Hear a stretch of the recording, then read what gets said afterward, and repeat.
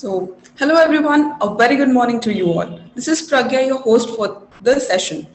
It's so great to see you all on a Sunday morning and super thrilled to welcome you all to today's info session on what does it takes to become a product leader. In the next 2 hours, we'll be discussing about the key mindset and skill set required to transition into product leadership roles. So grab a cup of coffee, a notepad, and let's begin with today's session. So before we start today's insightful session, let me give you a quick intro to the Institute. The Institute of Product Leadership is Asia's first business school providing accredited degree programs and certification courses in product management, product leadership, data science, design, strategy, leadership. The institute has partnered with three universities in India and the University of Houston in the United States. The institute was founded in 2012 with a singular mission of creating 10,000 plus product leaders in the country. Ever since, the organization has designed and delivered programs in collaboration with various institutes, universities, and corporates to senior working professionals to help them make career transition into product leadership. The institute has built and developed a community of over 3,000 plus successful alumni leading the product, data, and design teams across the world.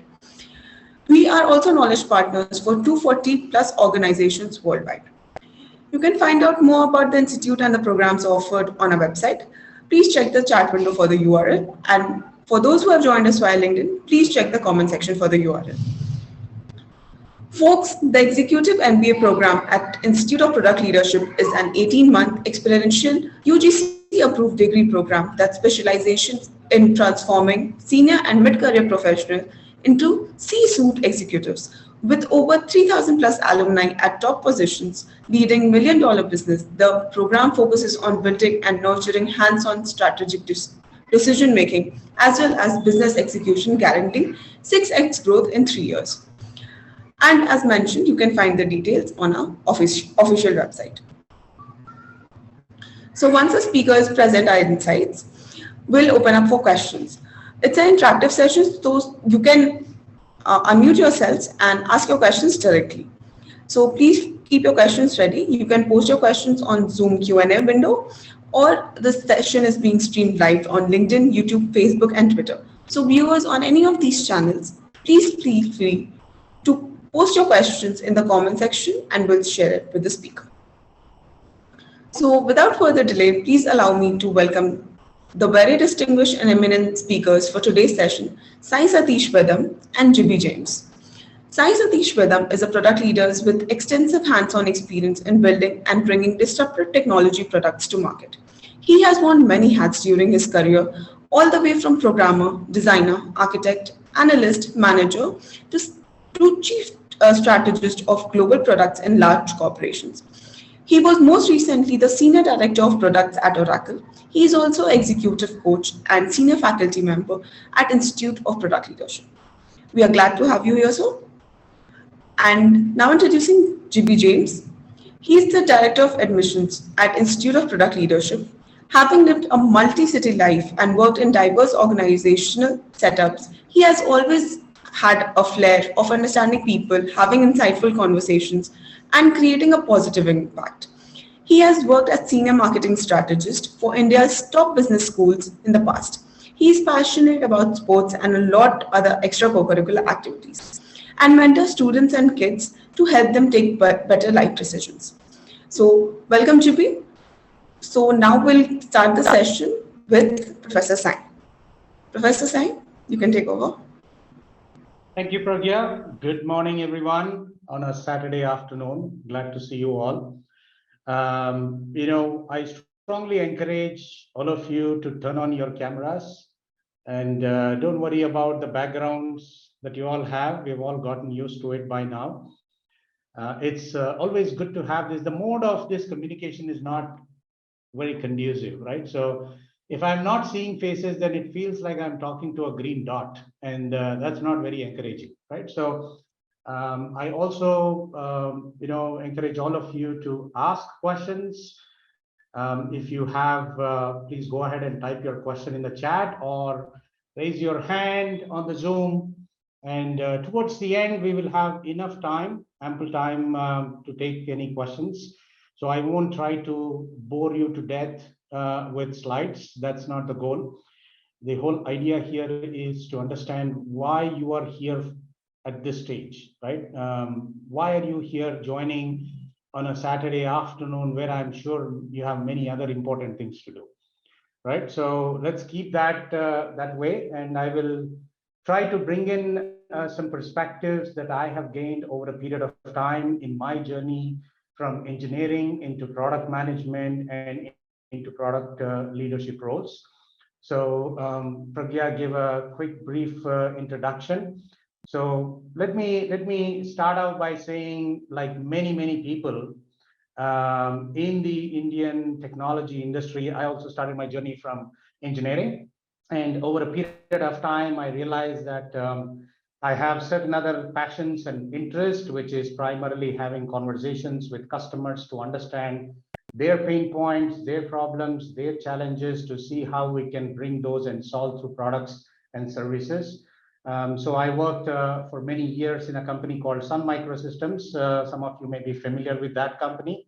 It's a company that created some world-changing technology products. And anybody who ever worked in Sun will still vouch for it as probably the best company ever, right? And unfortunately or fortunately, that company was acquired by Oracle for a variety of reasons. So I continued, I made a transition as a product manager into that company, and quickly grew into product leadership roles. So I've been fortunate enough to work in some very life-changing projects, at least for me. In fact, one of them is a product that we've built for 12 years, even today, that is used by 840 million plus people world over on a daily basis, right? So lots of interesting learnings and challenges there. I've also been part of a project that sent rovers to Mars. That changed my entire perspective about what do we mean by a product? What does it mean to actually create products for customers? Engineering is an important part, but it's not the only thing, right? I've also started a couple of startups and did not do well. It failed quite miserably. And so I can share some of the learnings on what not to do in exchange for maybe a beer sometime, right? So that's I have a lot to talk about in that context as well. If you are any of you are interested in entrepreneurship, creating products, creating your own companies and ventures, I think it's probably one of the most fascinating things one can do. I am also a product coach and an executive coach at the Institute of Product Leadership. Also teach product management at the Indian Institute of Management, along with at IPL, right? So again, good to see you, all of you. I only see 3 or 4 faces, so don't hesitate. Go on and turn on your camera. So what I will do now in the next half an hour, 45 minutes or so, is essentially bring some of my learnings in not only my journey, but I have good conversations with lots of other product leaders in the industry, and also several alumni at IPL who are making those career transitions or accelerations in their own journey, and some very interesting perspectives and challenges, right? So it is as much as a learning for me, as much as I can help other people make their journey possible, right? And primarily because I've had the fortune and opportunity to work with some amazing mentors and coaches. And I believe at every stage in our career, we should have certain mentors and coaches, and how to get them and how to make that happen, right? So that's going to be my perspective. But before we jump in, I just wanted to understand the audience a little bit here, right? So how many of you, so raise a hand on Zoom, you probably have that emoji somewhere, reactions, if you will. How many of you here are, let's say, more than 10 years of work experience? Okay. I'm seeing some show of hands, virtual and actual. Great. Nilesh, Pradeepa, Shrikant, Prasanna, Mahashweta, Amarnath. Okay, super. So it looks like about 50%. So how many of you in that have 15 plus years work experience? Good. Okay. I'm seeing most of those hands raised again. Okay, awesome. Another quick question. How many of you here are from engineering background? When I say engineering, I'm talking about development, QA, project management, program management. Super. Okay. Nice. 7, 8, 6. Okay. And any product managers here? 1, 2, 3, 4, 5, 6. Okay, nice. It's a good mix. Not surprising, but I think it's always important for anybody to know your audience so that I can spend more time or less time on any areas that you require, right? So that's the reason why I thought I'll just do a quick check here before we delve in. Yeah, when I say product manager, I'm talking about product owners as well. I think in some, that's a very interesting thing that you see in Indian industry, right? The titles are very creative. So when I go by this, I'm not going by the title. I am fundamentally going by a role, right? And I'll spend more time on how to think about that role rather than that. So product owners is absolutely fine too. Okay, great. Thank you for that. And let's jump in. So several of you, I'm pretty sure, are in managerial roles. When I say managerial roles, you are often managing a team of people, right? And that's what most of the people think of when you say manager. Now, of course, management has a broad connotation, but in our context, I'm sure when we say management, we are talking about people management, right? So you also probably heard of this, right? Management is about doing things right. And we want to talk a little bit about the leadership part of it, right? And especially in the context of products and what is product leadership, what responsibilities typically do a product leader have, and how do you think about product leadership? And more importantly, how do I get there? What is the path to get there? Right now, there are many, many paths, but I will bring something that I have seen work in a best practices way, right? A lot of people who make that transition.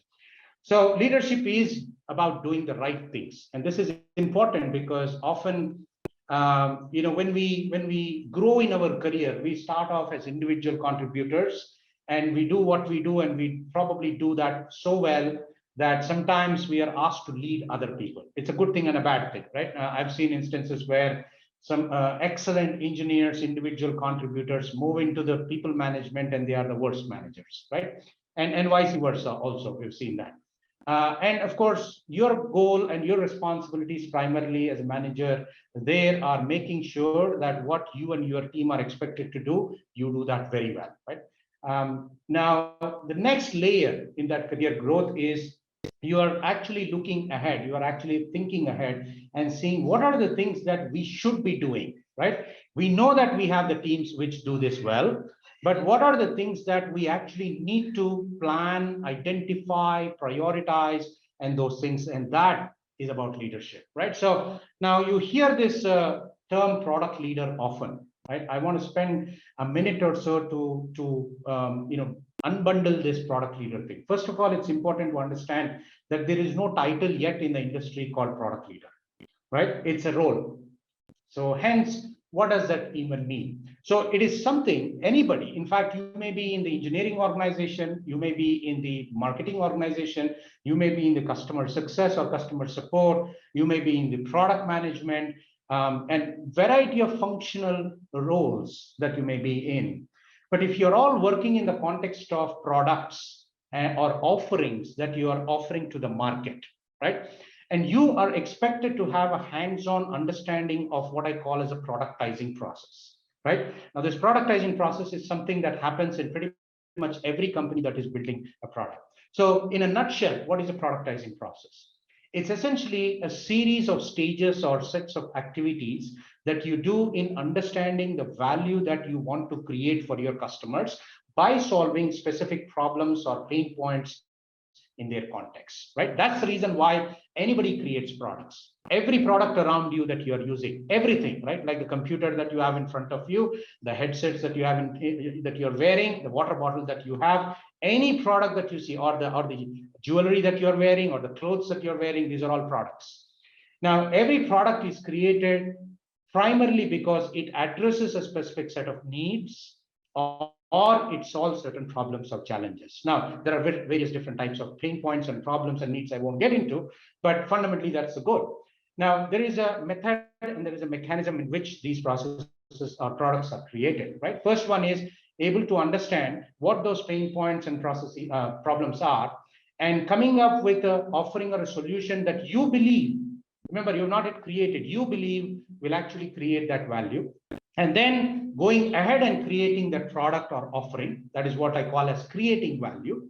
And the next stage is about communicating that value to the market, right? You may have created an amazing product, wonderful thing, but nobody knows about it, means you don't have customers and you're not a success. The product is not a success. So communicating value. And then another stage is what we call as capturing that value in terms of money, right? Monetizing that value. Now, sometimes the money, when we say it is not necessarily dollars or rupees, it's currency, right? That currency today is in the form of time, it's in the form of data, and a lot of those things. So capturing that value that you have created to the customers in any of these forms for the organization, and then of course, delivering that value to the customers. Now, the important thing to understand, this productizing process is not a linear process, right? It's not a stage gate process. It's actually intertwined and interlooped in between. But having a thorough understanding and hands-on knowledge in the entire productizing process, and you're working with other stakeholders in other teams. However, you are making contextual decisions in your own functional area. Now, let me take an example, right? So when I was a director of product management, I had a vice president of product management, right? So this was a product leader. But then 2 years later, this person actually became a senior vice president of engineering, right? Now, do I think, or does many of the team members think that he's the best of the engineer there? Absolutely not. There are lots of great engineers in the team. So why did this person is actually at a leadership role, right? And this is important for everyone to understand, whether you come from engineering, development, QA, design, marketing, sales, partnerships, customer success, or all of these things, because you now have a 360-degree understanding of how the business is run, the product's business is run, and you have a working knowledge of this productizing process and are able to work with those other leaders in that context and make your contextual decisions. So this is regardless of any organization chart. That's an important thing to understand, right? Now, I actually checked this with several people over a period of time, several product leaders who are heads of products, senior directors of engineering, VP of design, a lot of these people, and asked them, what do they think of a product leader, right? Now, it mostly falls under these things, but a couple of days ago, I was actually having an interesting conversation with one of my friends, and I asked this question, right? What is your definition of a product leader? So here is what he said. He said, you have a shared accountability for the return on investment towards the outcomes and the efforts put in by the teams that you work with. Now, it's a fascinating statement. Let me repeat that again. You have a shared accountability towards the return on investment that is going towards the efforts and the outcomes put in by the teams that you are working with, meaning it is not, number one, a singular responsibility. It is not a singular accountability. It's a shared accountability. Number two, accountability of the return on investment, because at this stage, at a leadership role, you are mostly identifying things that you will do and the things that you will not do, right? And of course, when you decide the things that you will do, you're actually putting in your investment, whether it is people, whether it is time, whether it is money, and all those efforts. And these teams are not individual teams, your own team. So let's say you are a senior director of customer support, right? That doesn't mean that you're only looking at your team. You're looking at the effort that is going into multiple teams that are part of this exercise, and then working with them to make those decisions, right? So that's the best way to understand who a product leader is. So, and my statement often is that a lot of people confuse that product managers can only be product leaders, and that is not true. Many of you may not even aspire to be a product manager, but I think everybody, if you want to grow in your career, and if you're in the context of working in companies that creates products and offerings to the market, should potentially get to the product leadership role, right? So that's the way to look at this. Now, what are the three key responsibilities? There are many of them, but I would summarize this into three things, right? One is strategic leadership. What is strategic leadership? It all starts with defining a strategic vision, either for your product or for the team, or even for the organization, right? If you're going to be a business unit leader, if you're going to be a product leader, this defining a strategic vision. Again, this is not a unilateral thing. It's a very involved exercise with lots of other senior leaders, stakeholders in the organization. Now, that strategic vision will inform your product strategy. Now, you would have heard of this word called strategy, right? To me, it's a very interesting word, right?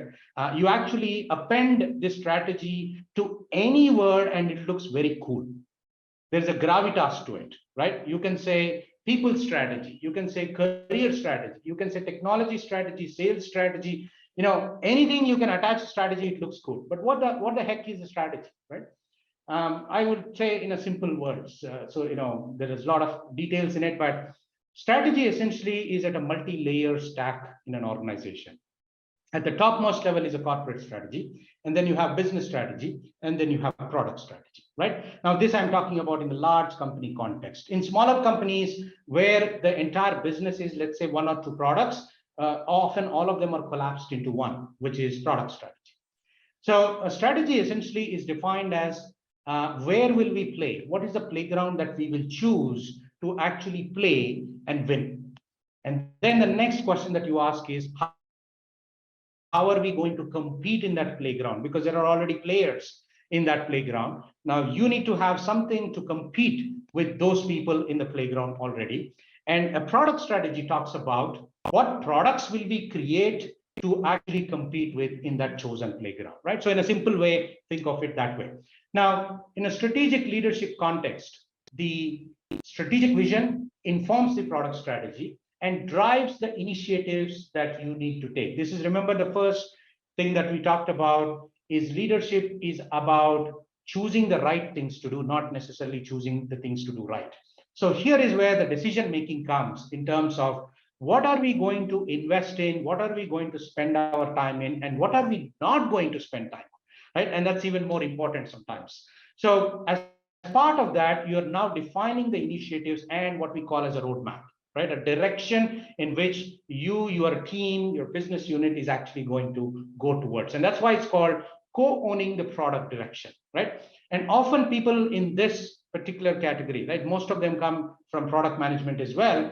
And there is a saying that you are expected to be a proxy to the customer, right? Which means you are an ambassador of the customer in the organization. And that means that you actually basically bring in the market needs or the customer needs or the problems that you have, that they have into the organization to make sure that you are creating a solution or a product to solve that. So now, in the context of product leadership, you are going to move from being a proxy to the customer to the guardian of that vision, a custodian of that vision that you have all collectively set as product leaders. And then each team is working towards, meeting the strategic objectives of that vision, right? So that's the way to think about strategic leadership. The next set of responsibilities that a product leader has are people leadership. Now, of course, managing the team is also people leadership, but in this context, I want you to think it slightly differently. At this role, your product is not necessarily the products that you are creating to the market. One of the key products that you actually now have is, how do I think my team as a product, right? How do I think my teams as the product? Now, what does that mean? What that means is, you have various teams that are coming together to create this product or offering. Think of these as systems inside the product, which requires a set of process flows, a set of communication protocols that you need to define, a set of communication flows that need to happen across these teams to make this happen, right? If you're coming from some tech background, it is very equivalent to APIs. Right? APIs are, application programming interfaces. These are interfaces that are defined by each component within the product to say, here is how you communicate with me. Here is how we're going to exchange information, right? So think of that from that context, and that becomes even more important, which is you now have to build, not a team of rock stars, but a rock star team, right? There's also a difference. A team of rock stars is you have these 3-4 amazing people that you rely on. And there are 20 other people who will, get feedback or work with them and all of that. But now you need to flip that around and say, how am I going to build a rock star team? Which means, people who are going to drive other people through leadership, right? So that's a key part of it. The second thing is, your goal at this stage, your most important responsibility is going to be to rally the teams around that vision and the direction that you have set in the previous stage, right? How are we going to over communication is not a problem here. In fact, often I see under communication, right? So your job is to continuously communicate to various teams to say, are we in the right direction? How do we know that we are in the right direction? And this is where lots of things about metrics, measurements, all of that will come.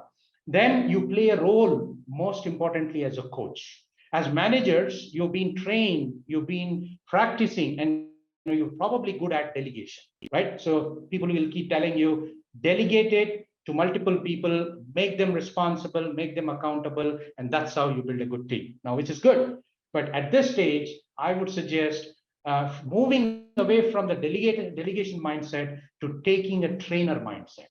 Meaning now you're going to sit down with these people to help them train to become good leaders themselves so that they manage it. And you are now focusing on the larger aspects of it, which is the strategic aspects of it, right? Now, these are all not something that we naturally develop, right? We have to understand how to develop it, and then we have to go about practicing it, and then we have to go about implementing those things. And the third very important area of responsibility is operational leadership, right? And in this case, remember, your goal is to identify the things that you need to do, those opportunities that you want to pursue. And sometimes you want to be ambitious and pursue those large opportunities. So if you have to do that, how do I set the teams right? How do I rally the teams? How do I create these flows and communication and protocol? And of course, how do we measure that we are in the right direction? This is where the goal setting comes into picture, right? I'm sure as managers, you're all doing goal settings, right? For each of the team members, whether you use KPI mechanism, whether you use managed by business objectives, whether you use OKRs or whatever your company would have decided. Now here, you are actually setting the OKRs not just for your team, but working with the other product leaders across, right? That's the key difference between what you might be doing now and what you will be doing from a product leadership role. Okay, great. So this sounds hopefully exciting, and it is exciting because let me tell you, it is also going to be very challenging, right? And how do we get there? I think the first and most important thing is to acknowledge that you have to get comfortable in being uncomfortable. Now, I am guessing many of you are here today on a Sunday afternoon because you are uncomfortable in being comfortable. Because you are figuring out what else do I need to do. I'm sure many of you are fine with where you are today, which is, you have a nice job, you have a nice paycheck, and you have some EMIs going on, and your kids are going to schools, you have probably 3 houses, and all of that is fine. But still you are very uncomfortable. You are saying that what else do I need to do next in my career? And that is a prerequisite. And I'm glad that you're all here, but you also recognize this, which means you have to start becoming more uncomfortable to get to do things that you have never done before. Because you are going to do things that you've never done before. And that's the only way to grow, right? What do we mean by growth? For a lot of people, growth means salary increase, title and promotions. That's all good. But it also comes with lots of additional responsibilities that you have not been trained for, that you have not been accustomed to do, right? Acknowledging this is the most important step. A lot of people skip this particular step and jump into saying, oh, I need to learn that skill. I need to talk to this person. I need to apply to that company and all of that. Right? So if you take a methodical approach, and I'll hopefully outline a methodical approach here for you to help you with, right? So simple way, get comfortable in becoming uncomfortable. That's a mindset change that needs to happen. Now, let's start looking at how am I going to get these things? And lots of things come into this picture, but I would summarize this in one way. You build credibility. You already build credibility. I'm sure you build credibility in your team, in your organization, as somebody who's a doer, somebody who's a thought leader, somebody who's very creative, somebody who gets things done, all of that. But I'm talking about the credibility that you need to build for the role that you are going to play, not what you're already playing. Right? And that requires, as I said, different kinds of skill set and also different mindset. And these three things is what I want to highlight going forward. Now, skill building, right? Now, skill building, I'm sure many of you understand the value of skill building. Continuous learning is a critical thing, especially in a knowledge economy and knowledge jobs, right? Otherwise, you'll be completely obsolete, either because what I call this as a 1/3 curse, right? I hope none of you have to get that curse, but we have to all build immunity to that. What is this 1/3 curse? There is always somebody available at 1/3 your experience and 1/3 your cost, right? So if that is happening, which means that you really need to look at what are the things that I should be doing that this 1/3 person will take another 5 years to get there. Right? And that also means I strongly encourage all of you. In fact, this is what goes on in some of the coaching sessions that I do, is don't throw away all that experience and expertise that you've built. It doesn't matter in which area, right? A lot of people think, oh, I spent 10 years in project management in this financial services company, but today everybody's talking about data science, data analytics, and product management and product leadership and all of that. Now, what do I have? Well, my friend, you have a lot of things. You need to realize and understand how are you going to put a spotlight on that? How are you going to package that into the context that you are going to get into? And of course, there are lots of gaps too, right? There are several things that, as I said, you probably have not been exposed to, and how do I get there? Now, the skill building is an important thing to understand. First of all, you are no longer going to be constrained to or restricted to or working in your own team, right? As we talked about, you're going to be working with cross-functional teams. Some of the, especially product managers, they are already working in cross-functional teams at probably an individual product level or a module level or anything, right? If you follow the agile methodology of Scrum, this is by design, right? You have a group of people that are sitting, representatives from engineering, QA, design, marketing, including your leadership sometimes, and customers, and trying to work that whatever you need to do, right? However, at a product leader level, now you're going to be working with those senior leaders from those functional areas.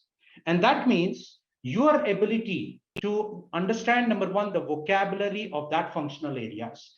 Number two, having a working understanding of what they do and how they do it will actually make you highly impactful and approachable, right? So building cross-functional understanding is a prerequisite. And this is, remember, going back to that example I was saying, my ex-boss who moved from product management VP to engineering VP and still is a successful leader because this person is a cross-functional leader, right? This person understands how the design works, how the design process works, the design vocabulary, so that he can have those meaningful discussions and decision-making with the head of design, right? Similarly with sales. Similarly with marketing, right? So that's a key part to acknowledge. Now, what are these cross-functional competencies or skills? There are many, but I would highlight some contexts here, right? The first context every product leader should understand is what I call as a customer context, right? Many of you in engineering, you build these solutions, projects, products, whatever it is, because you have amazing technical knowledge and understanding. But you are not paying that much attention to, is this really solving the customer's problem? Are we doing something that because we think it is cool, because we think the technology allows us to do it, let's do it and then figure out later? Believe me, it happens all the time. It happened in my teams many years until you start advocating this customer centricity. We're bringing in that customer context. The second one I call as business context, right? Now you're no longer that just the product management person or the engineering manager or the customer support manager who is focused on one particular area of yours, but you're now bringing in the business perspective. What that means is, should we even do this or not, right? Because it's going to take time, money, energy, effort to put into this. Why should we even do this? How are we going to make a decision whether we can work on this or not work on this, right? So that's a business context, and lots of other things like, what new business models can we come up with to take this offering to the market? Because remember, there are lots of other players already in there. Now, often when we say how do we compete with other people, the focus that I've seen from lots of people who are not product leaders is, oh, our features in this product, this feature, that feature is so amazing that the competition doesn't have. But believe me, there is also similar leaders, similar product managers, similar engineering manager there thinking about in that company about the same way. So while competing on product features is one way, there are 9 different ways to compete, right? And those are business models. And that's where lots of innovation is happening today. Right? The third one is innovation context. Again, several of you who come from technology and technical areas will understand that this particular area, right? You are focusing on building the product or project, whatever it is, the best way possible. However, you are expected to now look ahead, understand what are the trends, how are those going to impact us, our product, our business, and then bring those perspectives back in. So outside in perspective is going to be highly valuable. Then there is market context, process context, and leadership context. But I want to jump in a little bit on the leadership aspect, right? Now, I find this leadership word being often used, misused, abused in a lot of ways, right? Because everybody says I'm a leader, or everybody says this is a leadership skill. So lots of things get lumped under that. And often we are like, okay, fine, leadership, let's go with that. But here are some specific leadership skills that I have seen can make a huge difference in somebody who needs to get into those product roles, right? You remember, you are working cross-functional teams, and you're working with leaders from other teams, as I said, like design, QA, project management, program management, design, and all of that. None of them will ever report to you unless you get to a CEO or so. None of them are not going to report to you. But your role or your job or your skill is actually going to be, how do I influence this group of people to see my point of view, to come to my point of view, or rather to take your viewpoint seriously by that, right? So that requires a lot of influencing skills. And when you are influencing skills that to the people that are not going to report to you, there is always a negotiation that is going on. There's a negotiation in everything, right? All of you are doing negotiation today. At workplace, at home, I'm constantly negotiating with my kids. And I'm sure parents who have kids will know this, right? We're always negotiating that. But what are those specific 6 negotiating tactics that I can learn? And how do I know where to use what? Is a super skill, right? And how do we resolve conflicts? Because conflict management is everywhere. Anytime when 2 or more parties disagree on something, there is a conflict. And how do you now manage those conflicts, right? So several of those things, but one really, really critical thing to take away from this particular slide is each one of you have to build an ability and develop that ability to become an awesome storyteller. That is probably the most important thing that will catapult you into leadership roles, right? And these are not, magical skills. These are skills that can be learned, practiced, and get better at. Lots of people I've seen go through from where they were completely hesitant to talk to even 5 people on a stage in an audience, to now giving conference talks, keynote speakers for thousands of people in an audience, right? It's just a matter of how you develop it and how do you apply that and how do you practice it and what context do you practice it to get there. So you have to find those contexts, right? So some of these are the leadership skills that I strongly encourage all of you to do. Now, as you are identifying, so remember, from a skills building point of view, the number one thing is identifying the skills that matter to you to get to that goal. There are lots of them. There are tons of things that you can learn. One day you get distracted by AI, the other day you get distracted by BI, the other day you get distracted by CI, DI, and by the way, all of these are real acronyms, right? AI, BI, CI, DI, and all of that. Now, all of these you can learn because we are living in a golden age where most of this information is free. You can watch these in YouTube videos, you can watch this in Coursera, you can do this in Udemy or whatever is bunch of videos and think that we have acquired that skill. But that is not a skill. The skill is your ability to apply a knowledge in the context of a real project or a challenge that you are dealing with or that you're picked up on yourself. Apply to that and get feedback and practice that over and over time so that now you can actually demonstrate that you know that skill. And this is, I believe, is often or rather underwhelming responses that I've seen, or rather understated, right? Which is, I'm actually going to decorate my resume with lots of keywords that I know I have learned and do keyword stuffing of my resume. I'm going to spend disproportionately large time on resume and actually apply in various companies and spray and pray. Right? So that's a approach many people take, but there is a huge downside to that. And some of you would have realized this already, right? When you take that approach, there are hundreds and thousands of people doing the same thing for possibly the same kind of opportunities. And today, it is humanly impossible to actually go through each and every resume by the people who are actually shortlisting this, because first of all, they don't have much context about the role and they don't have any context about you. The only thing that they are seeing about you is a declarative statement called resume, and everybody has stuffed the keywords into it, and hence you are not even getting a thank you for applying for a job in our company emails. And then you feel demotivated saying, oh my God, my profile is not good. I have to do something about it, right? Unfortunately.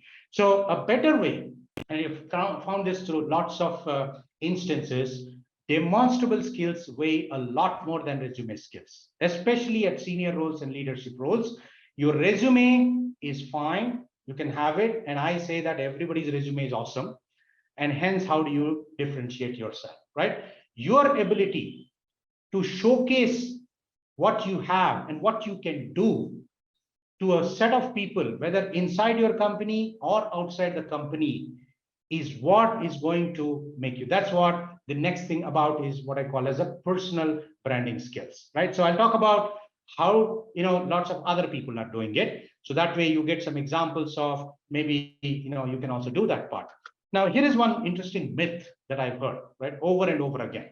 Lots of people who go through various IPL programs and even outside, right? I also coach people from outside where they say, I'm actually doing this program because this is a certificate program from blah blah university in the US or in the UK or in Australia, whatever it is, right? Or should I have an MBA to do this, right? My blunt answer to this is, it is not a requirement to have a certificate or an MBA. In fact, certificates, in my view, has no value when it comes to career, right? In the sense that, and I've hired many product managers in my career. I have never hired anybody because they have a certificate. Certificate is good to have, but don't bet your career on a certificate or a degree like this, right? Why? Because most of the, and there is a certain value to the certificate or MBA, right? And the value is this. What I call this is, it is a proof of knowledge, meaning that you have actually gone through a structured way of building that particular area, that new thing that you don't have, in a way that is a proof, right? Here is my degree, here's my certificate, and it has all these courses, it has all these things that I have learned. But at a leadership role, what you need is not just proof of knowledge, it is proof of skill. And what is a skill?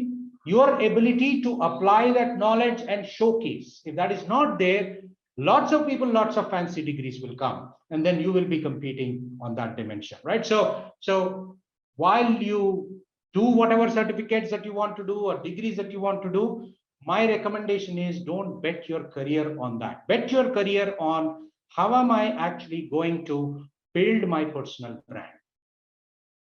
And it sounds complicated. It is not. Let me quickly peel this for you, right? What I mean by personal brand is, you now are communicating to the world, conveying to the world, signaling to the world that not only have you have the skills built out, which is, for example, the art of storytelling skills, the influencing skills, or pricing skills, market analysis skills, design skills, lots of these things that product leaders, and finance skills, right? Financial acumen is considered one of the most important skills at the leadership level. If you're not talking the language of money, then very few people are going to take you seriously as a leader, right? So that's another area. So assuming that you went out and learned these things in a structured way, whether through some certificate program somewhere or through a degree or any of those things, now you are actually applying those in some product idea, in some project that either you have come up with, or you want to work in a context that gives you those things and build those asset portfolio. And when I talk about asset portfolio, I'm talking about a set of assets that you can use to showcase, right? Now, where will you showcase? You can showcase in many, many ways. Today, you can see lots of people writing 200-word, 400-word articles about what they think about a particular area and applying their understanding and knowledge and publishing it on LinkedIn or publishing it on Medium, right? If that is what excites you. There are lots of people who actually do a 2-minute video on YouTube on some specific area, your take on it, your understanding of it, and explanation of it. Or you become a speaker, or you become a panelist, or you become a mentor. Lots of ways how to do this. But if you're doing this, is where you are differentiating yourself from that hundreds of other people who are going the standard route of decorate your resume, apply, hope, and pray. Right? So this is really, really important for senior roles, especially leadership roles. Now, what am I going to showcase on? Remember, there are platforms for you to showcase and demonstrate, but how do I get what to showcase, right? That's where the way that you build these skills matter. These skills can be built, as I said, from anywhere. DIY is also a very popular way, but there are challenges in that DIY. Number one, we're all busy people. We get distracted. We deprioritize these things. And suddenly you will see you have not stopped learning that in the last 3 months, right? And hence, putting yourself in the context where you are learning the right set of skills, you are learning them the right way, which is in a hands-on way, so that you can build those assets and the portfolio, you can use it to showcase. The third and a very important thing is learning from the people who actually do these things on a regular basis. Not just teach, but they are also practitioners. They are also doing in their own companies, their own context, and hence they come to you and say, here are the mistakes that can happen and have happened to me. So why don't you go do your own mistakes, and avoid these things, right? That compresses the learning time, right? I'm sure all of you agree that the most precious thing at this stage of your career that you have is not money, it is the time, right? So how do you optimize that time? How do we compress that learning? All of these things become super critical. In fact, one of the things that every participant in the executive MBA program in IPL, as part of their leadership portfolio building, first thing that they have to do is, pick your favorite company, pick your favorite product that you want to be in, you want to be a product leader in, and start with something like this. If I were a product leader or product manager for blah, here are the things that I'm going to do. And this is a real interesting story that happened with one of the alumni a few years ago, 3 years ago, where this person actually wrote about LinkedIn, posted on LinkedIn, and then 2 weeks later, he gets a message from general manager of LinkedIn in Hyderabad and says, hey, why don't you come to Hyderabad? I don't agree with the 3 things that you said, but the other 5 things are very interesting. So why don't you come to Hyderabad and actually have a conversation, see if we can get you run those initiatives, right? So these are the things that people discover, identify, and build your personal brand on that. And this, I'm sure everybody will nod your head when I say that today, most of the career acceleration or transitions happen for senior people, not just through network, interviews and resumes, but through people who know people, right? This is what we call as network. Everybody understands the value of this network, but it's not an easy thing to build a network, right? Now, network is not just about sending a connection on the LinkedIn, right? There are several other aspects to do this and better ways to do that. In fact, you should be building network in 2 areas. One, I would say peers, right? People who are in the similar kind of role responsibilities that you are in, similar types of companies, and those are the peers. The other is how do you identify and connect with and establish a rapport with set of the people that whom you want them to be a coach for, right? You want somebody to be a mentor or a coach. What is the best way rather than creating that connection and networking? And of course, if you start with an intent of saying, hey, will you be my mentor, that won't work. Or you connect with a peer and say, I saw this very interesting job opportunity in your company, will you be able to refer me to that? That will not work, right? So start this networking with a very selfless intent, with an offer of saying, how can I help you? What can I do for you? These are the things that I'm good at. These are the things that I'm interested in. Let me know if there is some way I can help you. Now, of course, you can leverage that network later, right? And this is why I say sometimes who you know becomes more important than what you know, right? So having a context to build that connections, to build that network, nurture that, and then at some point in time, leveraging that is the best possible way to get into leadership roles, right? So these are really, really some of the tips, if I would say, on how to approach a career acceleration into product leadership roles from wherever you are, right? Now, while all of that is good, career planning, career strategy, or developing a development plan is not a straightforward thing, right? All of us want to get into the next level, but it requires dedicated planning, commitment, and a methodical approach to this, right? So here is some quick understanding of how you think about it, right? Now, a lot of people confuse career with jobs. I hope you are all not. In a simple way, jobs mean I'm just doing this so that I can pay my bills. I get the money, and that's about it. I have other life. I'm focused on that, which is nothing wrong with that, but that's jobs perspective. Career perspective is you are more doing this towards fulfillment, towards progression in your professional life, right? And I'm assuming many of you are here today because that's what you want to do, right? You want to progress in your career. You want to have a better outlook. You want to have a much more fulfilling and professional growth, right? So in that context, the first and foremost thing that I found is useful to do is to understand yourself, right? Which means, now it sounds a little bit of philosophical, but it's not. Hear me out. Well, there is this thing called career anchors, right? And there's actually a very famous research that is done by Edgar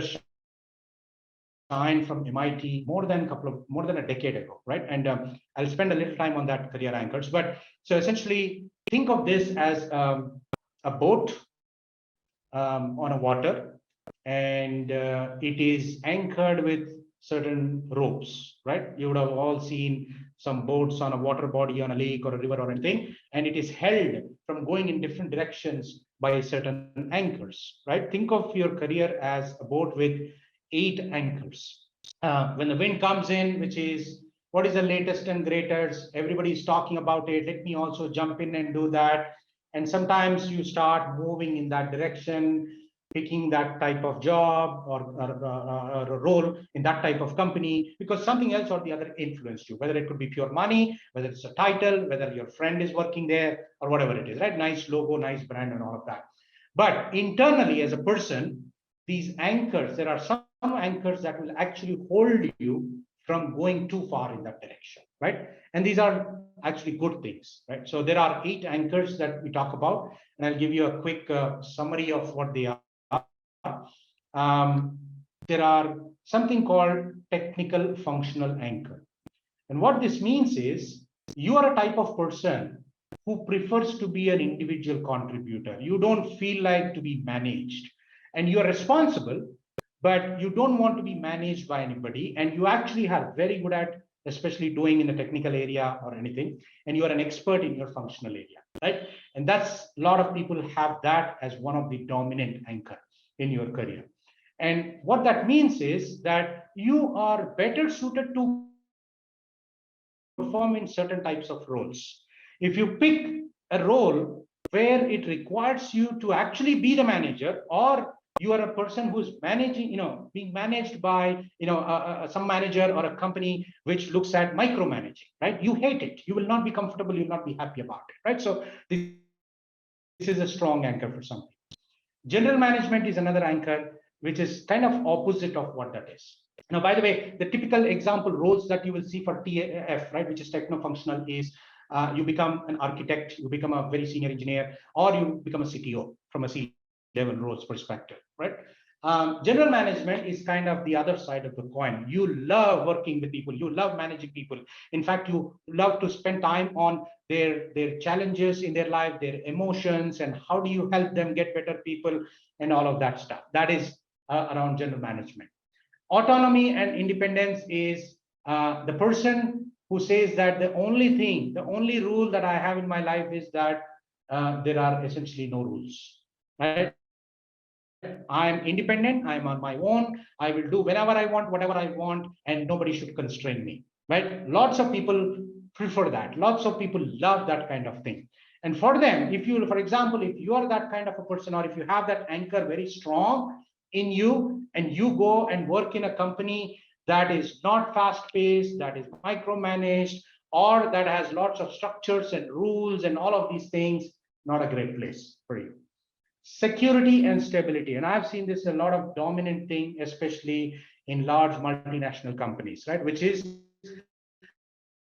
the only thing that upsets you is instability. The only thing that really makes you uncomfortable is that unpredictability. You really want predictability, you're craving for predictability, and you want to be in an environment that doesn't surprise you, right? You're a person who is actually modeling a lot of these things, modeling a lot of things, which is, at what time do I want to get married? At what stage? At what stage do I want to get a first car, my first house, kids?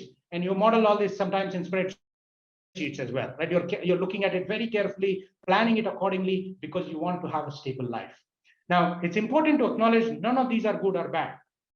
All of these things are required in some measure for us, but each of us have some dominant anchors, right? I call this as a cocktail of anchors, at least two of them very strong, right? Now, I won't go into explaining each of those anchors, but what I strongly encourage is there is a assessment. This is a psychometric assessment, by the way, that I strongly recommend all of you take if you have not taken it, right? I'm not sure where other places that it is available, but you ask the good folks at the IPL to see if you can take an assessment, and it will give you a nice personalized report that highlights what are your dominant career anchors.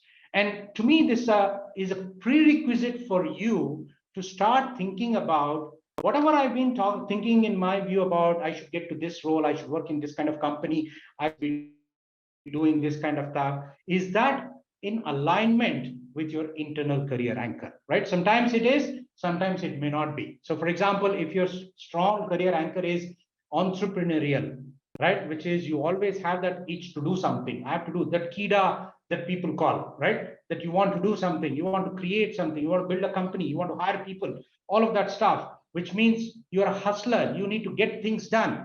But if you are in a company, and I don't want to name some companies like that, where you come, my friend, at whatever time that you want, you have some meetings, you drink badam shake in the cafeteria, have nice lunch, go back at home, 5 days working from home, 2 days you get to do whatever you want to do. Now, if your strong career anchor is entrepreneurial, you're going to be frustrated in that environment.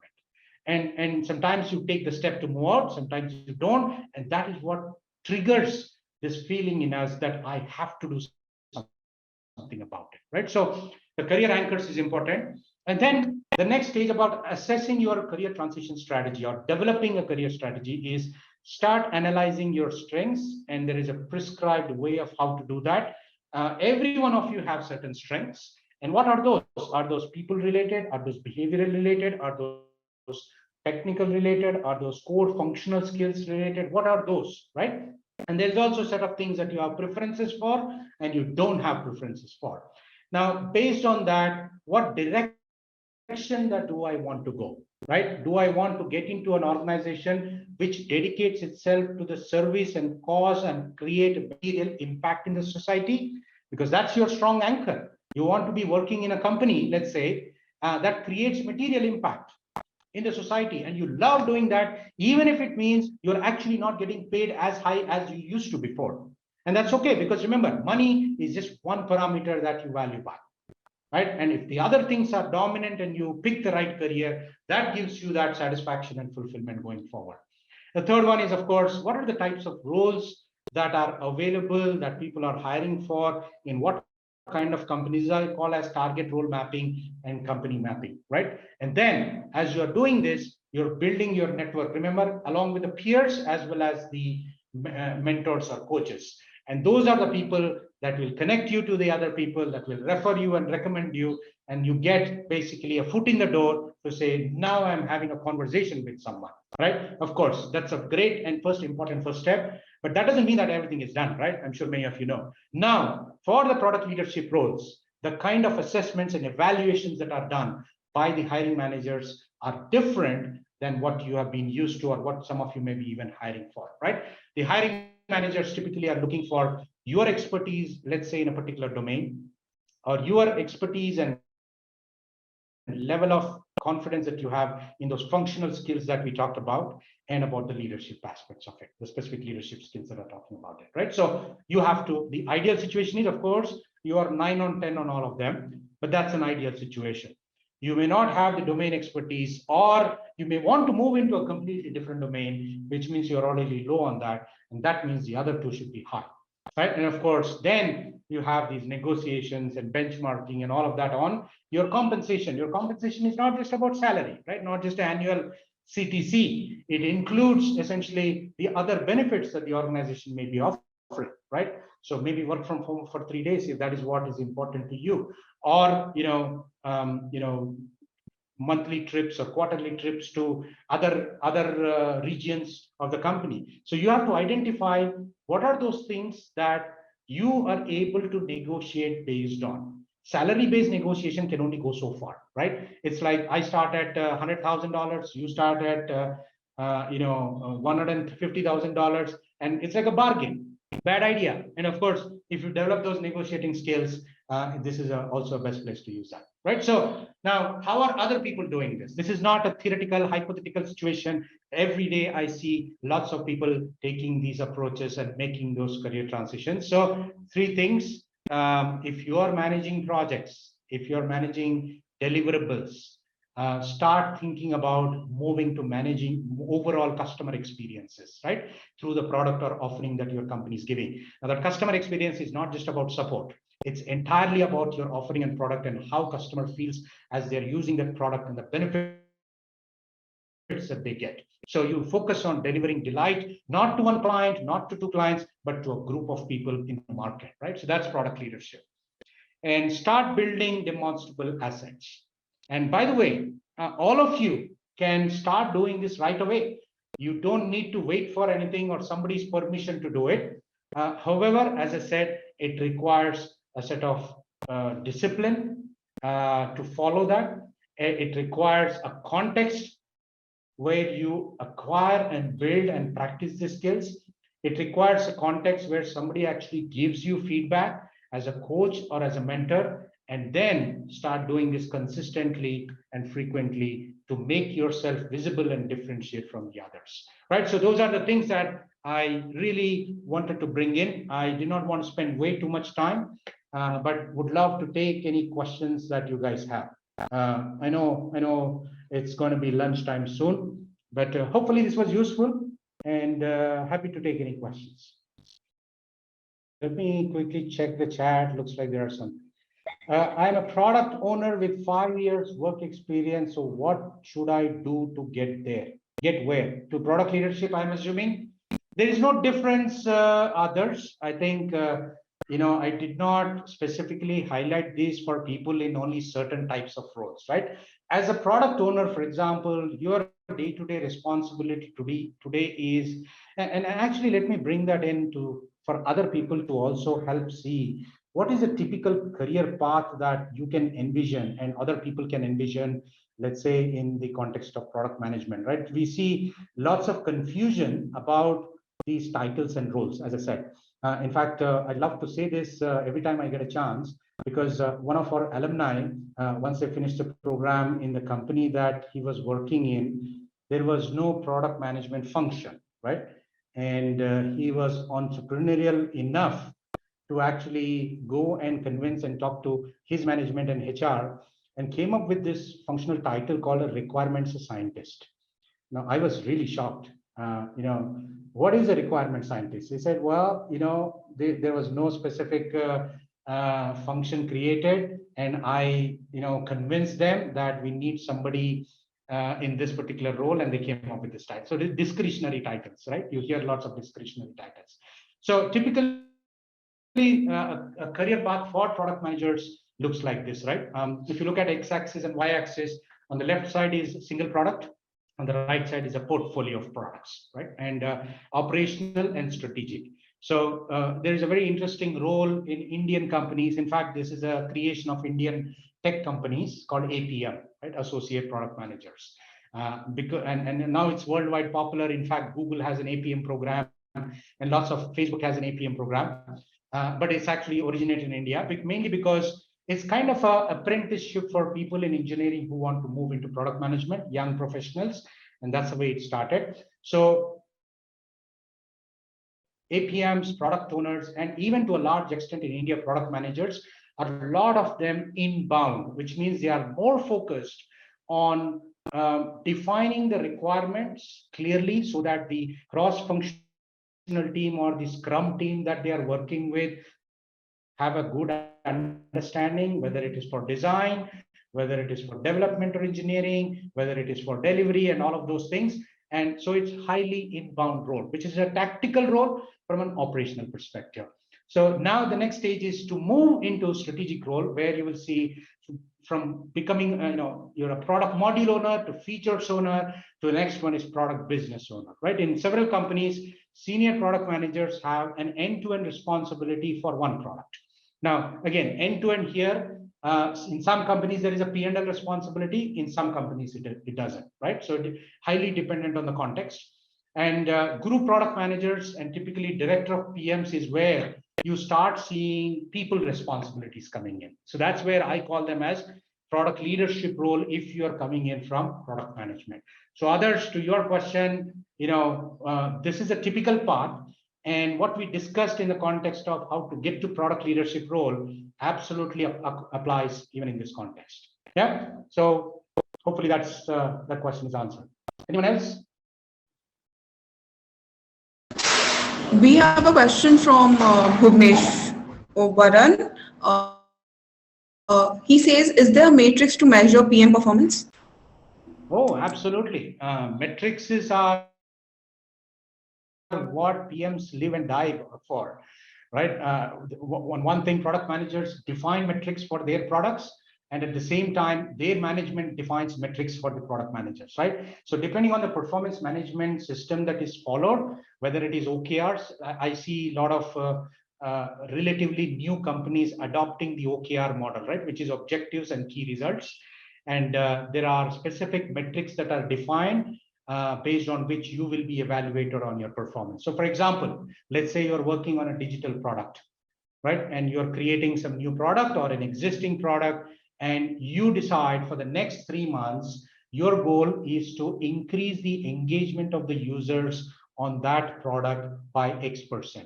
If that is the product OKR, now corresponding to that, product managers have OKRs defined, and the rest of the team, including design team, engineering team, will have OKRs on the marketing team design OKR. So lots of metrics depending on the context of the company and the product that you're working on. In fact, for a director of product management, often the metric is customer acquisition, right? And revenue. And of course, head of products, VP of products, needless to say, there are two things, right? One, revenue. The second one is how did we grow our portfolio, right? Portfolio growth can happen in many ways, organically or inorganically through acquisitions. And hence the role of head of products or VP of products typically is to look at what are the ways that I'm going to expand my portfolio, either into different markets or into different product portfolio part of it. So yeah. Okay, good. So I'm seeing a couple of other questions. Typically, Indian product roles are inbound. As I said, how does a senior PM show difference in results where the roles and response same as associate PM? Yeah, absolutely. I think if you are in a context where there is no difference between an APM, what he does, and PM or senior PM who does, then my friend, I would say you're probably in a wrong context. The most effective way to change that is a product manager or a senior PM has to bring in that customer context. The APMs and POs are not bringing that customer context, which means what are the new market needs that are existing among the group of people that we want to solve those problems for? Who are these people? Customer discovery, problem discovery, validation of those things, coming those and prioritizing them is one of the core responsibilities of the senior PMs within that. Remember, it's not about doing things right. It's about doing the right things. So how are you prioritizing them? What factors are you considering them? Customer input is just one thing, right? Your engineering comes up with lots of requirements. Your leadership will wake up one day and say, I have a dream. This is an amazing thing that we should build. And Mr. PM or Miss PM, go and build it, right? Now, how are you going to handle that, deal with it, prioritize, create a roadmap, communicate with the product owners and APMs, and then from an operational standpoint, they take it, right? So if you are doing the same thing and your APM is also doing the same thing, beware, Gayatri, that may be the 1/3 curse waiting to happen. So you should build the next set of skills to move on. Okay, so what would be a typical interview process of PM looks like? Like how many rounds are held? Now, these are all very, generic and contextual. The typical areas that a hiring manager focuses. I've already explained 3 areas: your domain understanding and expertise, your functional skills, which is the product management skills. Now, what are those product management skills? Market analysis, strategic planning, product planning. These are big areas. Inside product planning, you have requirements management, prioritization, road mapping. Inside strategic planning, you have build versus buy versus partner decisions, and several of those like that. So those are functional skills. And the third one is the leadership skills, which means how are you able to navigate the tough questions that I'm giving you? What is your thought process? How are you thinking? These are the ones that they're going to evaluate. How many rounds of interviews? I don't know. Google apparently has 14 rounds, but Oracle has 7 rounds, and that is immaterial. That shouldn't matter at all. Okay, so somebody from non-IT, non-tech. I'm a mechanical engineer presently working as a lead design engineer. Can I make a transition into product leadership? So this is Pradeep. So Pradeep, remember, I brought some examples and my learnings from the technology and IT world, but product management actually did not originate from the IT world. It originated from non-IT. It actually originated from consumer products, but every company that is making products, including automotive sector, right? For example, I know 3 executive MBA alumni who work in TVS Motors at very senior levels. Right? And these are the people who have nothing to do with technology per se. Of course, now I shouldn't say that statement, because if I ask you a question, is Tesla a non-technology product or a technology product? It's a fuse, it's a combination of both, right? So it's important to keep that in mind. However, the principles, the frameworks, the methodologies, the approach that you take to coming up with a better product to the market is no different than from technology or IT. Now, the differences lie in the pace of innovation that happens, and also the techniques that are used. For example, in a digital product, right? Digital products are very conducive for you to generate data, collect data, and analyze data. It's not so easy when it comes to tangible physical products. So there are nuances, there are differences, but I think the methodology that I outlined is nothing specific to IT or technology. It's independent of that. Okay, good.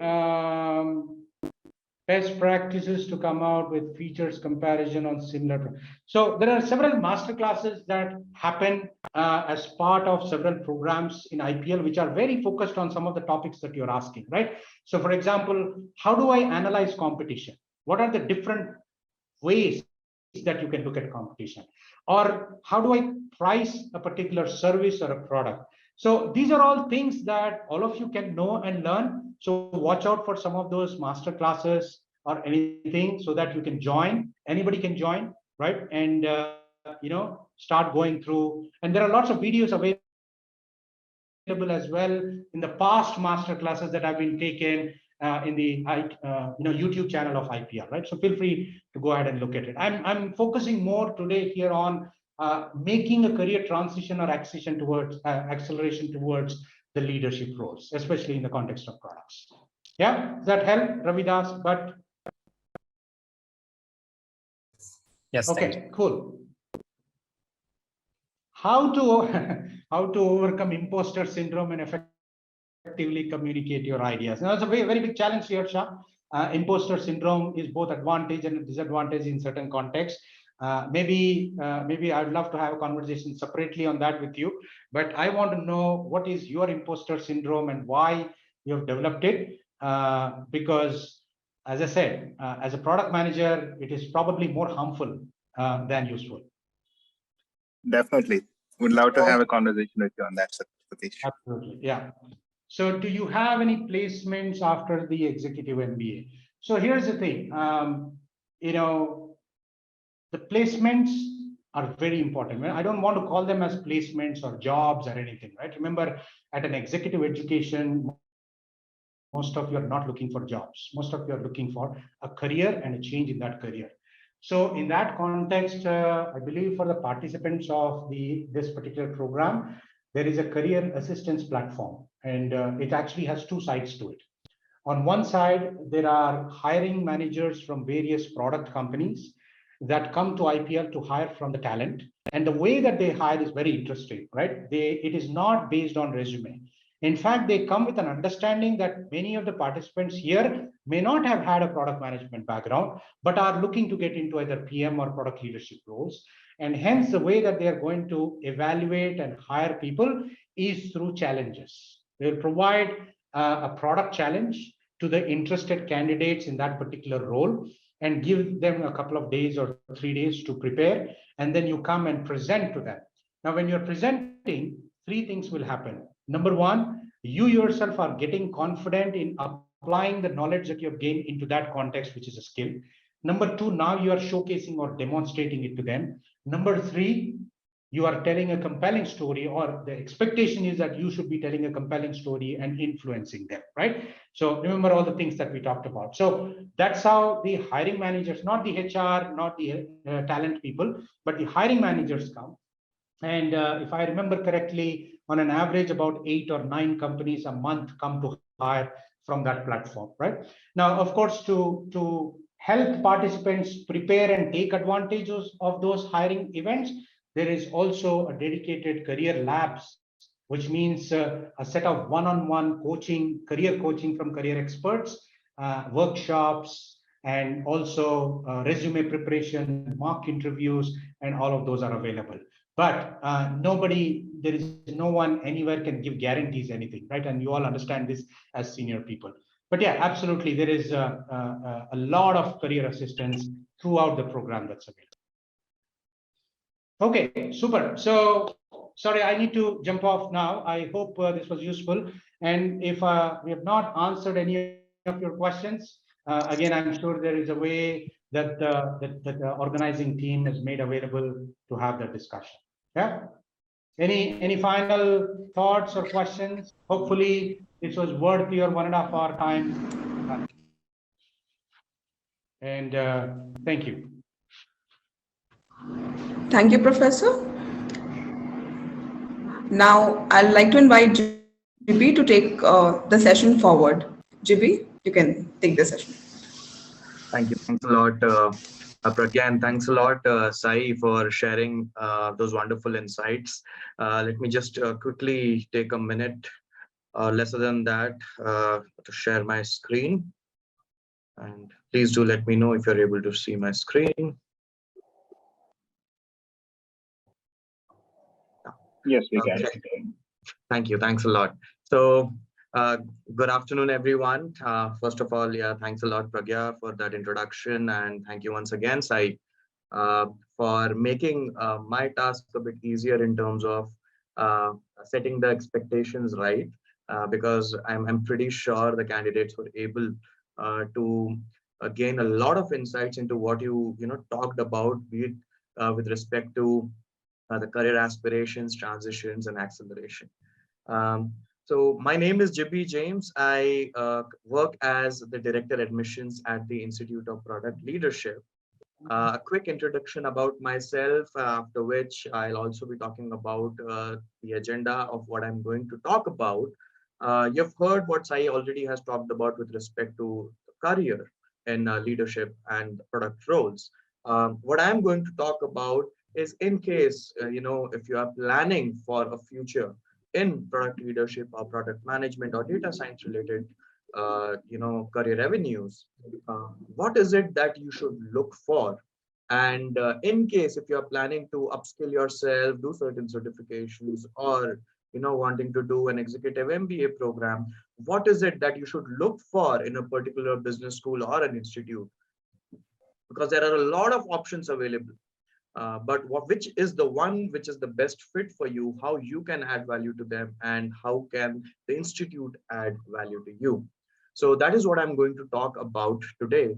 With respect to my introduction, I was born and brought up in Rajasthan, and from where I did my schooling. I did my engineering from Bangalore, after which I joined Infosys through their campus placements, and I started working as a software tester.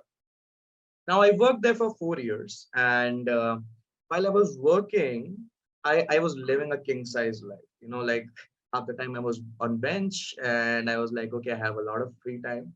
And Infosys, if you have known Infosys, it provides you with each and every facility out there, right? You have extracurriculars, you have sports facilities, everything within the campus itself. So I would say that I was enjoying my life like anything. But on the other hand, when I was interacting with some of my colleagues, my college inmates, I was able to see the kind of career progression which they were having, while I was being at my own comfort level, comfort zone, and thinking that, oh, this is the life which should be. And then I figured out, of 4 years of working at Infosys as a software tester, I figured out that this is not my cup of tea. I am not able to use the creative side which I have, and sitting behind the desk and just doing work in front of the desktop, not something which I feel I am made for. And that is why I took this decision of changing my industry and changing my role, where I could actually use my creative side. So I interacted with a lot of seniors, colleagues, and most importantly my elder brother, who was then VP already. He hadn't done an MBA. He was at a VP level that time with around 10 plus years of work experience. And he said, why don't you go ahead and do an MBA? I will help you accelerate your career. And then I was like, okay, let me just give it a go ahead. I did have that thing in my mind that, okay, at some point in time, I'll do it. But I didn't have that conviction that, yes, I should do it. So my brother actually helped me and guided me through it as a coach. And then I did my MBA, and post my MBA, I completely moved or transitioned from an IT industry to an education industry, and from a software tester role to a digital marketing manager role, even without having any prior work experience in that kind of a role, right? And I was able to, excel in that, and it's been, more than 7 years now that I am in the education industry. I love interacting with people, and that is why I just wanted to ask you certain questions to know more about you. And I want it to be an interactive session, so I would request all of you to go ahead and type into the chat section, right, so that we can make it more interactive. Now, after 10 years of work experience, my brother was already at a VP level. He also chose to do an MBA. Right? So there is not any specific years of work experience where you feel that this is the right time for me, or at this particular age somebody should do an MBA or upskill themselves or do certain certifications, right? So there are many reasons why somebody would want to do an MBA. Can you please go ahead and type what you think why somebody would want to do an MBA, or upskill themselves or do some certification? Please go ahead and type in the chat section.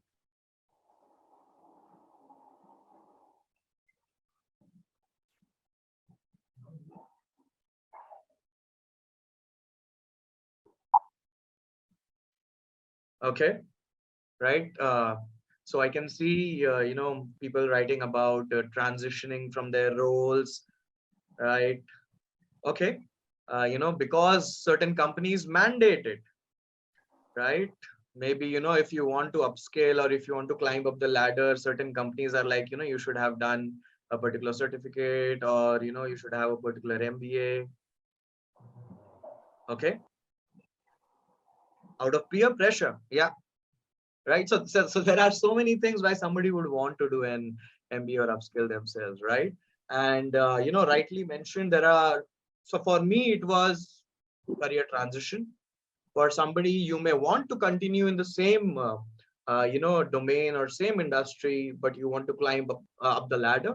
For someone, it may just be getting exposure to the kind of alumni network of which a particular institute has. Because within that particular alumni network, you can find your, future business partners, your investors, your clients, and your vendors, right? So having, forming that network in itself is a big thing.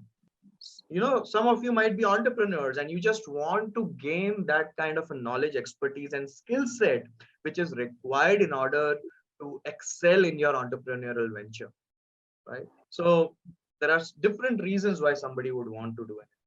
You were having that conversation with Sai, and I was just also hearing that many of you are engineers, and many of you are, product managers, aspiring product managers, data analysts, data scientists, and, project managers, and so on. So, let me just, ask this one question to you. At the kind of work experience which you all have, many of you, would already be hiring, a team.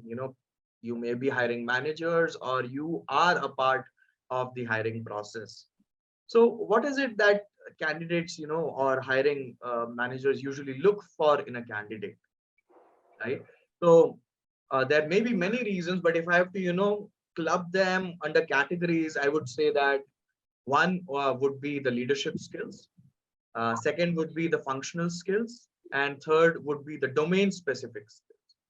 Now, if you talk about me, I did not have any domain specific skills. I had no idea about how the education industry operated. So I did not have that domain expertise. But my recruiters maybe, assessed me based on my leadership skills, which I portrayed, which I showcased, and the functional skills, which I already had in that particular domain, right? So there are different reasons that way. And I feel maybe my leadership skills, how I handled conflict, how I would be able to lead a team, how I would be able to tell a story in a very, I would say, convincing manner, lead a team into strategizing and showing them the way ahead, showing them the bigger picture of how we can contribute to the business and add values, right? Now, coming to one really important point, let me ask you one question. What do you think is the ratio of product managers in the US to that in India? Any guesses? Any guesses? What is, you can, just go ahead and type in the chat section. What is the ratio of product managers in the US to that in India? Okay. Right. 15 times. Okay. 10 times. Okay. 10:2. Okay. Right. Thank you, Adarsh, for responding, and thank you to the others as well for responding. So if I have to tell you, the ratio is around 30:1. Now, what if I have to tell you that 70% of product managers have an engineering background? And where are most of the engineers found? It's India. So there is a lot of demand for product managers, project managers, product managers, data scientists, and so on. But the supply is really very less. And that is where the Institute of Product Leadership comes into picture. So our mission is creating 10K product leaders, right? Through the most innovative, industry relevant curriculum approach, wherein we can build product leaders at the go. And right now, we are 30%, closer to our mission. We have 3,000 plus alumni, globally spread across 240 companies, right? And we have been happily, being the knowledge partners for a lot of corporates, which you can see on the screen. Now, the idea is not just in terms of, producing product managers in volumes, right? What we want to focus on is building quality product leaders, not just focusing on, the quantity. Now, we have collaboration with a lot of B schools in India and with University of Houston abroad. If I have to talk about why specifically, it's because the government of India mandates, the Institute of Product Leadership is the only business school in Asia to provide an accredited degree program, MBA degree program in product leadership. And the government mandates that in order to provide an accredited degree, you need to be operating out of a campus. And that is why we have a collaboration with CMR, ISBR, and MIT University, uh, where we use their infrastructural facilities, uh, the logistics, the operations, the faculty, the curriculum, each and everything is from the Institute of Product Leadership. Now, what is it that makes us different, right? The curriculum, the kind of case studies which have to be taught, the kind of electives which have to be offered, the kind of faculties who have to come and teach, the coaches, the mentors who have to be there in order to mentor you and coach you. Each and everything is designed, and each and everything is decided by an executive product industry council, which we call the EPIC board, which comprises of the MDs, VPs, CEOs, CXOs, presidents of top global organizations, product-based organizations. And that is why we have been recognized by the World Education Congress as the most innovative institute for industry interface. We are also, the hiring partners for Ergo, which is one of the largest e-commerce reseller in the world, based out of Houston. And they have, reached out to IPL, Institute of Product Leadership, to build and develop a product center of excellence, as well as IPL being the hiring partner for them, providing them with quality product leaders. Now, I'm going to talk about a few parameters, as I said initially, which you can use in order to evaluate what kind of a business school or what kind of an institute should you be looking at when you are deciding to upskill yourself or do an MBA, right? And these parameters, please feel free to go ahead and evaluate other business schools also using this. I'll be specifically talking about IPL because I cannot talk about any other institute, but definitely please feel free to go ahead and use these parameters to evaluate any institute if you want to. So the first being a cutting edge industry relevant curriculum. I've already talked about how the curriculum is built at IPL.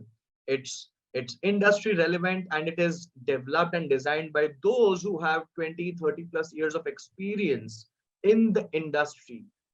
They are not someone who just have the theoretical knowledge, but have gone and done that.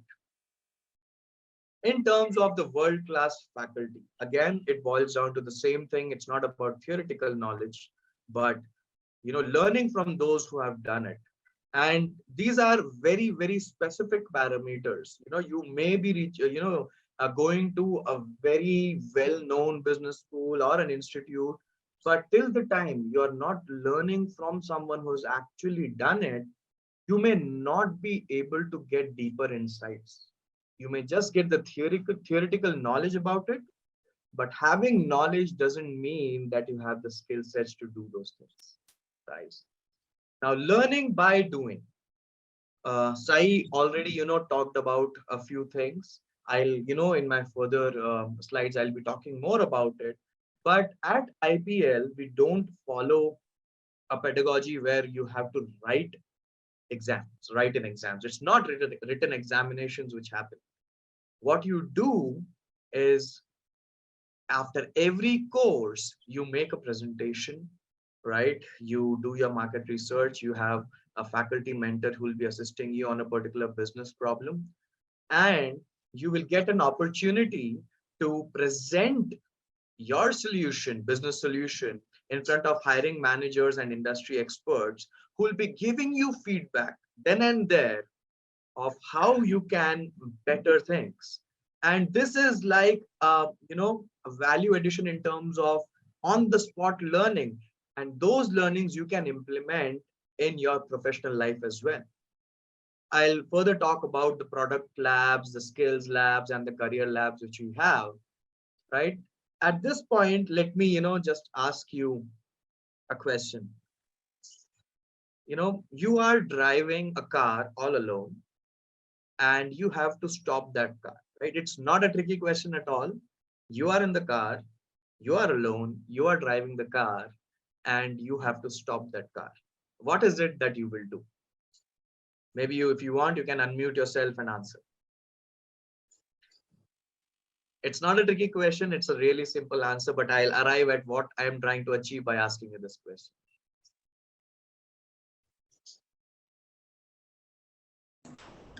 Audience, go ahead In and case, ask your question. yeah, in case if you want to type it out, you can, just type it out in the chat section as well. Yeah, so we can put the brake. Right. We can slow the speed two at the same time. Right. Thank you, Abhishek. Right. So how many of you, would say that you'll apply brakes? As I said, it's an easy question, easy answer. Maybe you can raise your hands. Maybe you don't want to speak it out.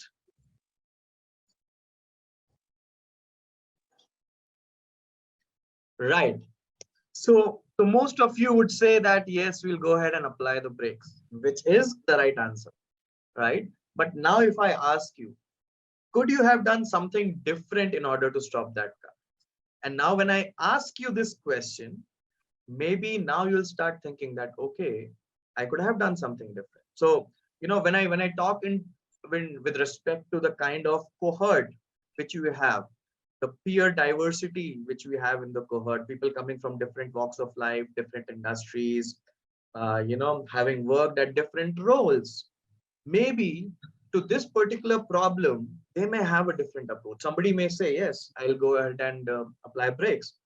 Somebody may say that I'll reduce the acceleration first, then I'll press the clutch, and then I'll apply the brakes. Somebody else might say that, what I'll do, I'll just directly go and pull the handbrake. And somebody else might say, because you have not given me any restriction or any limitations, I'll just directly go ahead and, bang the car somewhere. My ultimate goal is to stop the car. However, nobody is going to do that, but I'm just giving you different perspectives, right? So why I have put across this particular question is, it is really important for you when you are choosing which particular institute is the best fit for you. You need to understand how you can add value to it and how can others also add value to you. Because most of the time, apart from your classroom sessions, you will be, interacting with your peer group, your classmates, doing project work, doing group studies, working on group assignments and so on. And that is where you will be able to develop a lot of perspectives. You will be able to broaden your dimensions of thinking, because even in your current companies, what matters more is not just making the right decision, but also making the right decision which is the most efficient one. So you'll get to know that, okay, whatever solution I am proposing, it's good, but somebody else's solution is better than mine. And that is what you get to appreciate, and that is how you get to broaden your perspectives, right? So it's really important to have that peer diversity, right? Now, the next is in terms of learning by doing, product labs and skill labs. is, you may have an entrepreneurial mindset or you may not have it. But the idea or I would say the methodology which we follow is to inculcate that entrepreneurial mindset in you, where, you can have a particular idea, but you don't know whether that, particular idea may be fruitful or successful or not. You have that opportunity to experiment and fail and learn from it and implement it in a better way through the product labs, right? You come up with an idea, you'll have an industry expert mentor, your coaches, you'll have a faculty mentor who will guide you throughout, right from the ideation framework to an investor connect or a mentor connect, right? So each and everything is there in place for you. Now, skill labs is something again wherein there may be certain skills where you are really good at, but there may be certain skills which you currently don't possess, but are very important for you to go ahead in your career as a leader. And we have a lot of skill assessment tests which are there, which will help you to identify your strengths and weaknesses. And then on a one-on-one coaching and mentoring session, you get to figure out how is it that you can enhance existing skills and develop or build new skills. Partner institutes, as I said, providing you the right infrastructure, be it digital or be it in person, is really essential and important for a learning journey. Very important is the kind of support which you get not just from the institute, but from the entire environment. Now, when I talk about the entire environment, it's also about the faculty, the coaches, the mentor, and the alumni. Now, all of you are working professionals. Now, let's say tomorrow is a test which you have to appear for, but because of certain medical emergency, a personal emergency, or a professional emergency, you have to go somewhere for official work. You are unable to do, appear for the exam.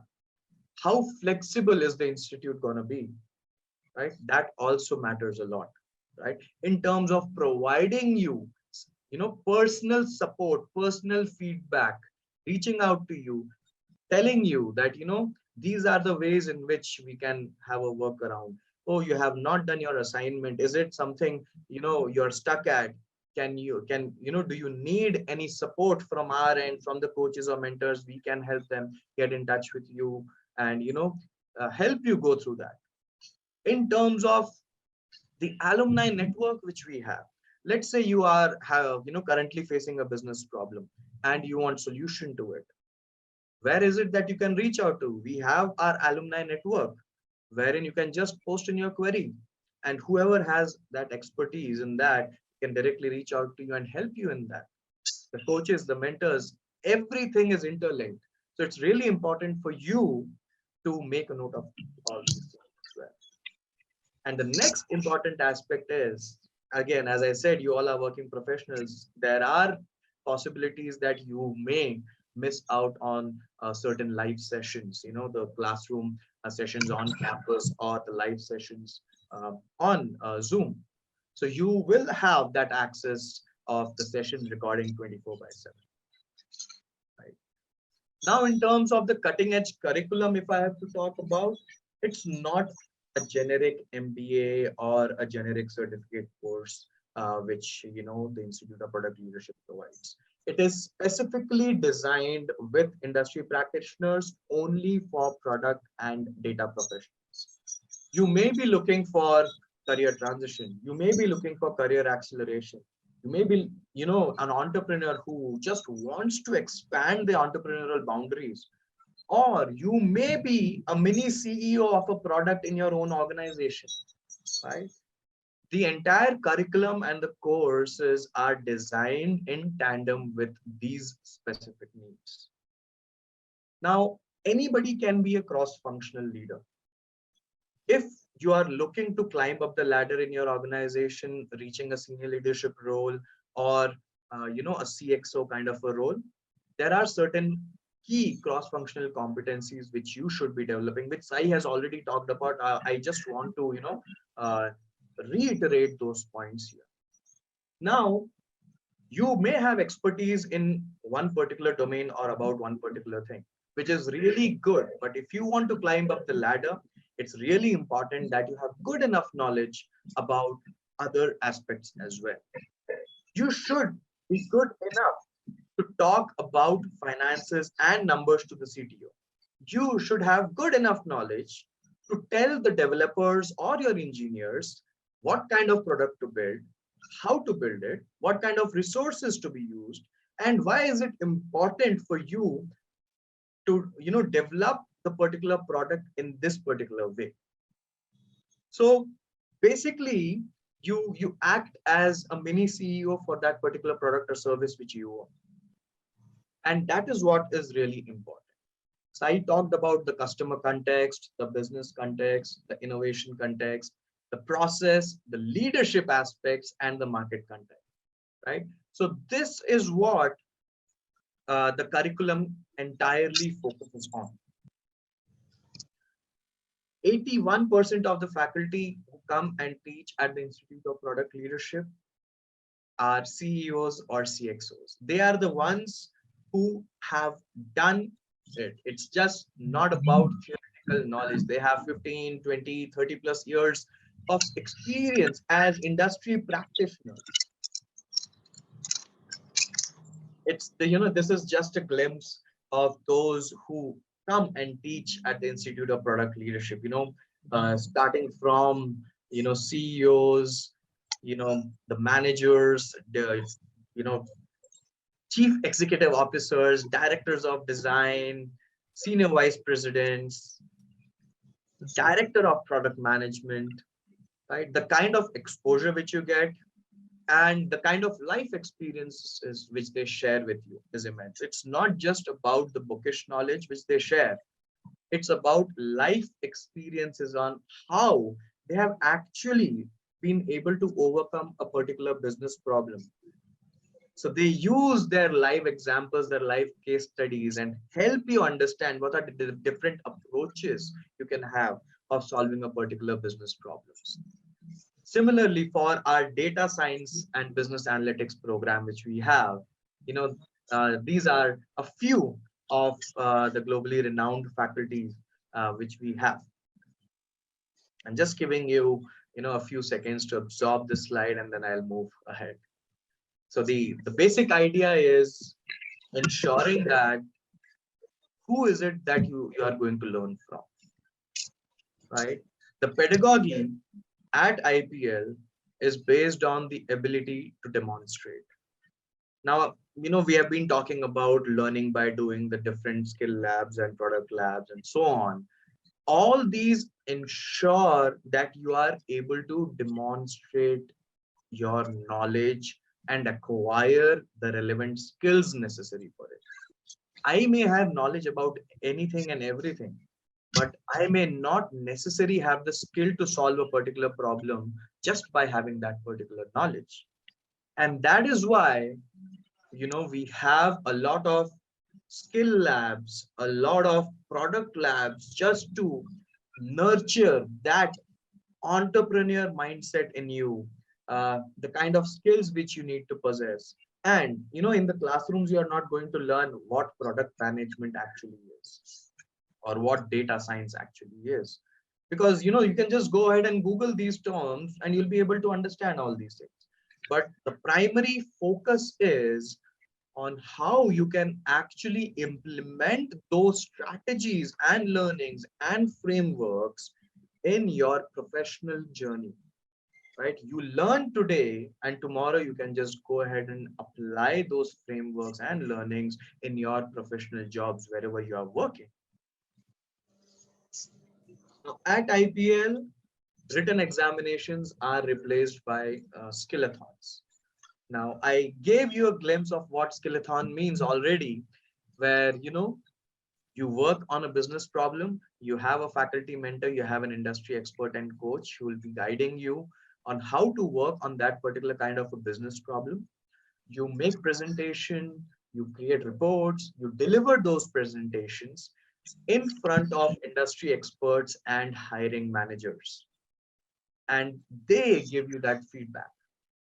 This is the kind of learning approach which IPL has, and that is why, in the initial slides when I showed you, we have been recognized as the most innovative institute.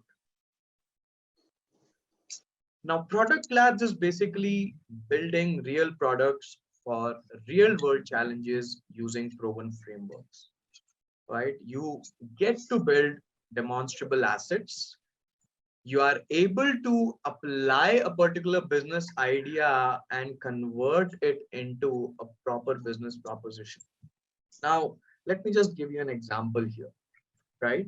Uh, we always, and if most of you are, if you're from Bangalore, you'll know the kind of tussle which we have when we want to book an Uber, be it a cab or an auto. Now, from our end, we know why we cancel a particular request or why we cancel a cab, but we are never able to understand why the person on the other side, be it a auto or a cab, is canceling your request. Now this is a particular kind of a project on which the students were working on, and this is the on ground research which they were doing in order to build and develop that presentation, right? So there are a lot of ideas like these on which the students have actually worked on and presented it to the hiring managers and industry experts. Apart from just the knowledge about the products, the kind of curriculum, case studies, everything, if you are aspiring to be at a senior leadership level or at a CXO role, Sai has already talked about a lot of these things, right? I would just want to point out a particular aspect here, which is storytelling, apart from the leadership aspects which Sai has already covered. Now, till the time you are unable to convince your team members about something or your management about something, they won't be able to understand the kind of insights, the kind of in-depth insights which you are planning or trying to give it to them. Your idea, your product, or I'm so sorry, I think somebody is, yeah, thank you. Yeah, I request you to be on mute if anyone is unmuted. Right. So storytelling is really important when it comes to being at a leadership role. You may have a great product, but till the time you're unable to convince your customer that why should they be buying your product, how does it benefit them, your product may fail, right? The kind of presentation, the conflict management, the influencing by without authority kind of skill sets is what we also focus here at IPL. We also give you access to a behavioral assessment test wherein you get to figure out what are you good at, in which particular leadership aspects you are good at, and how you can ensure that you can develop certain other leadership skills through one-to-one mentoring and coaching. Right? This is one of the platforms. We had something known as a share-a-thon, wherein again it's the art of storytelling. This particular event was on, and we had different teams. I would say we picked the top 5 or top 3 from each of the different cohorts from the executive MBA in product leadership program, wherein they participated in a small TEDx kind of an event. They got the opportunity to showcase their public speaking skills and also encourage those who may be introverts but wanting to be those public leaders and public speakers. So it's all about learning by doing. It's not just about learning by acquiring the knowledge itself. Now, if I had to talk about our specific programs, now, if you talk about the older age skills, I am not saying that we should not be using them, but now every industry, every company is moving towards the new age skills.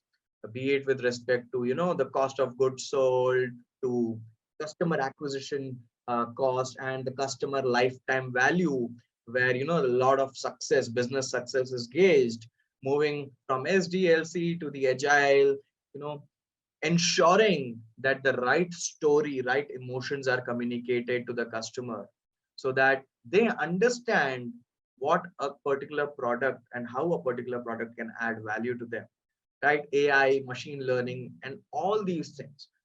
So the curriculum is based on new age skills, even at the Institute of Product Leadership. And our flagship program is the Executive MBA in Product Leadership, which is ideally for candidates who have 7 to 20 years of work experience. It's an 18 months on campus alternate weekend MBA program, right? 18 months plus 2 months of capstone project. Now, why specifically this particular time duration is because the government mandates, in order for us to provide a UGC accredited MBA degree to you, you need to have, you know, pursued your program for a duration of these 18 plus 2 months. Right? It's an alternate weekend program, which means once in a month, 2 alternate weekend Saturdays and Sundays, you will be having on-campus classes. And right now, we are delivering this at the CMR University in Bangalore. Now, as I said, it's an 18 months program. The campus days, you have classrooms from 9 a.m. to 7 p.m.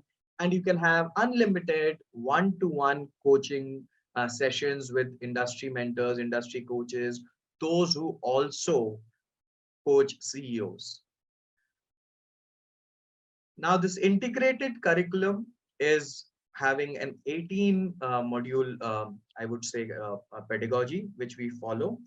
And the average work experience is around 13 years.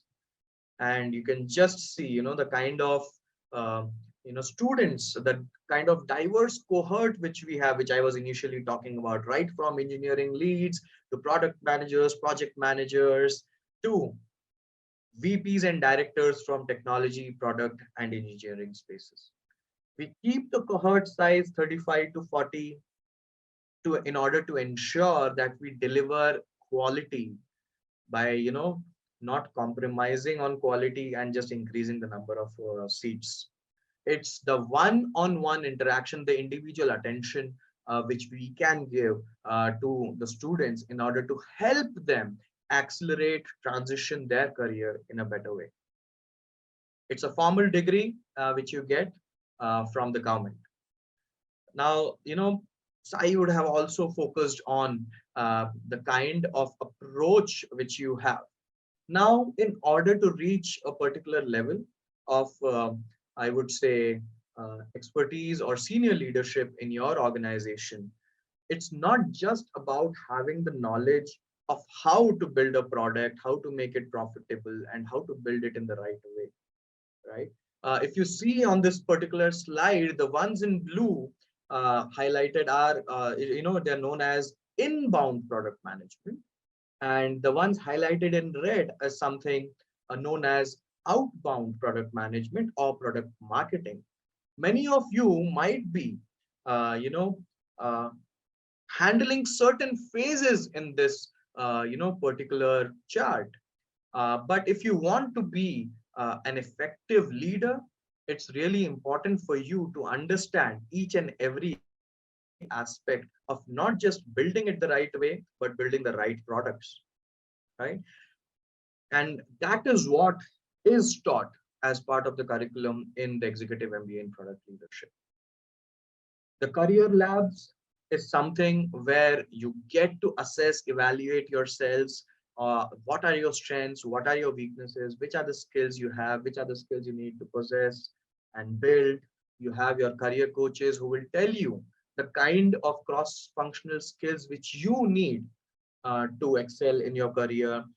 You build those portfolio, you build your personal brand, and you network with hiring managers, industry experts, the alumni themselves, and you get noticed by the hiring manager.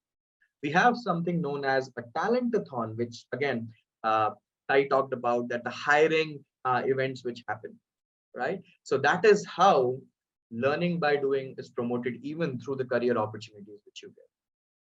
Now, in case if you feel that, maybe I may not be able to attend classroom sessions on campus, only in that case, that's my personal suggestion.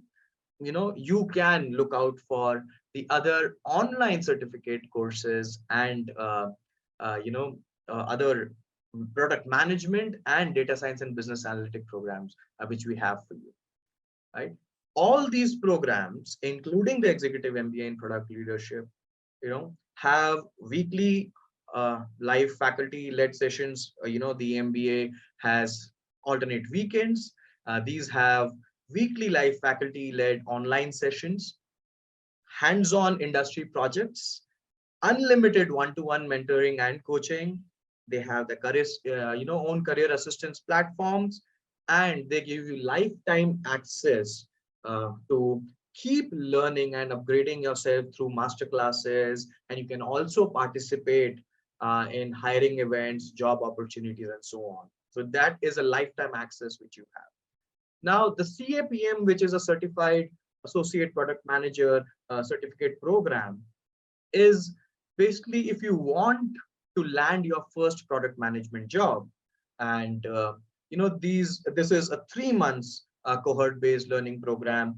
ICPM is something if you want to become a full stack product manager, and you get a certificate from the University of Houston in this case. If you do the international certificate in product management program, it's a 5 months program. In case if you're looking for something in strategy and leadership, we have international certificate in strategy and leadership program. Again, a 5 months cohort based learning in order to enhance your strategy and leadership skills. Product, a postgraduate program in product management is something in which it's sort of an EMBA program, but it's completely online. So there are a lot of advantages which an on-campus learning offers you. But in case, as I said, if you are unable, to go ahead and invest your time in the on-campus learning, you can go ahead and pursue this PGPM program, which is an 11 months cohort-based learning. And for all those aspiring data scientists and data analysts, we have the postgraduate program in data science and business analytics. It's a 7 months cohort based. And if you want more information about these particular programs, we have our counselors who will be happy to help you. And, this is just a glimpse of the kind of cohorts which we have had. You can just look at those through the pictures and figure out the kind of diversities, not just in terms of gender, but it also in terms of, I would say, the work experience rate, right? Since 2014, we have had the executive MBA in product leadership running, and we have had these successful cohorts. We have thousands of success stories, and I would, want to share a few of them with you going forward, just to help you understand that anyone can be a cross-functional leader. And if you want to be a senior leadership or a CXO kind of a role, what it takes is just that enthusiasm and that will to reach that particular level and give your all into it, right? So these are, some of the cohorts which we have, all the smiling faces you can see, because they have been able to achieve what they were actually looking for.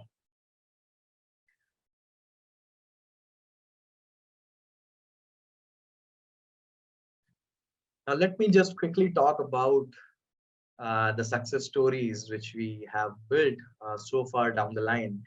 I talked about, if you want to be a leader, you need to be out of your comfort zone. So many of those who chose, to be out of their comfort zone and invest their time, not thinking about, okay, should I wait for, few more years and see where I reach? but they were willing to come out of their comfort zone and think, if I want immediate results, I have to take immediate actions, right? A few of those success stories are, transition from a business analyst to a product owner, from a group manager to VP and head of R&D, product manager to CEO and co-founder, senior product manager to founder and VP of products, senior development manager to director of product management and development, director technology to the chief technology officer, and director development from founder and CTO.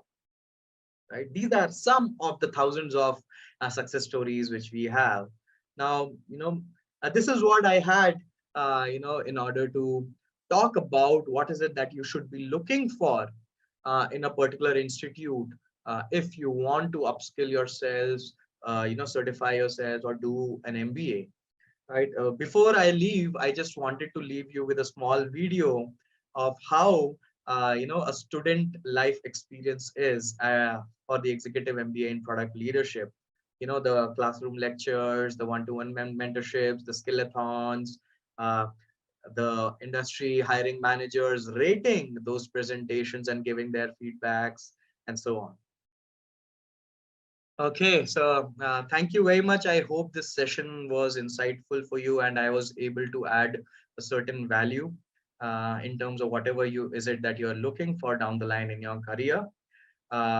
In case if you want to know more about the different courses, different offerings at the Institute of Product Leadership, you can just reach out to counselors on the given phone numbers, or you can even email it to us. In case if you are looking out for the executive MBA in product leadership, for which the admissions are closing soon and the seats are also filling fast, it's up to you. You can go ahead and scan this QR code to understand how is this program going to benefit you.